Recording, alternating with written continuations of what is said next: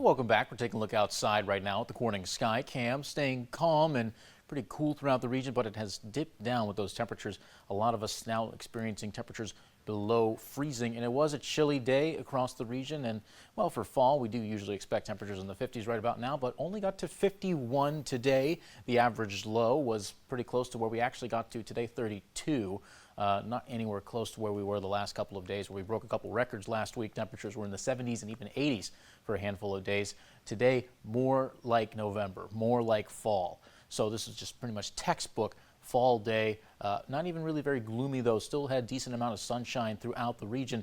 And if we look actually further south, it was a bit more above average in terms of our temperatures. Got to 58 in Williamsport, but you look at the tiers: 48 Wellsboro, 46 Wellsville, 45 through Ithaca and Binghamton. So it was a chilly one.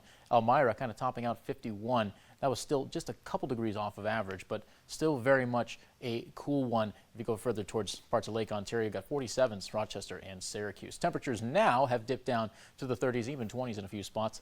30 Bath, Canisteo, 29 in Corning, 37 in Mansfield, 32 in Elmira and Ridgebury, 27 Ithaca, and 29 in Penyan. So the northern tier kind of holding out there. A couple places haven't reached the freezing line just yet, but across the last 24 hours, well, fairly significant change than what we had for our Friday night. A 19-degree drop in Elmira, 15-degree drops in Binghamton and Williamsport. Further north, a 16-degree drop in Watertown and a 13-degree drop in Rochester. So a good chunk of the Empire and Keystone states, especially those eastern chunks here, got a big line. You can just draw right through, cut the state in two, and you can see where so much of that warm air has departed and been replaced with some fairly chilly conditions.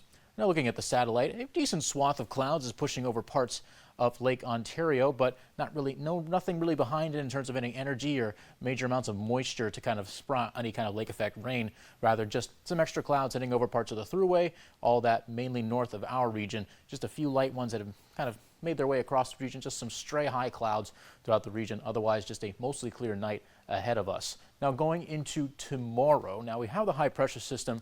It's starting to make its way over to the east, and what happens there, because of the clockwise flow, it's going to open up the door for more warm air to start making its way up. And see, you have that tilt a little bit to the right there, and you see that warm air is going to start flowing in from the southwest. That's where we're going to get some more of that warm air. We'll be back in the 60s for Monday, and then for Tuesday, we'll be back up into the 70s. But tomorrow, not so much. 50s is the name of the game. Getting there in the afternoon, be a chilly morning. You're going to have some frost on the windshields and on the grass for tomorrow morning, mainly up into the 40s in around 10 a.m. and then 50s mainly in the afternoon. So today for our 5-degree guarantee, forecast high 53, actual high was 51. So just a 2-degree difference there. And for tonight, 29. So we're going to see those temperatures dip down a little bit. A couple clouds making their way through. The wind is out of the northwest. The rest of your 7-day forecast will turn the clocks back tonight down to 55 for tomorrow, 60 on Monday. Election day looking like the nicest day of the week. 72 with partly sunny skies, and 70 on Wednesday with some extra rain showers. Rain will fall again on Saturday as we cool down periodically throughout the week. 60s to round out the work week.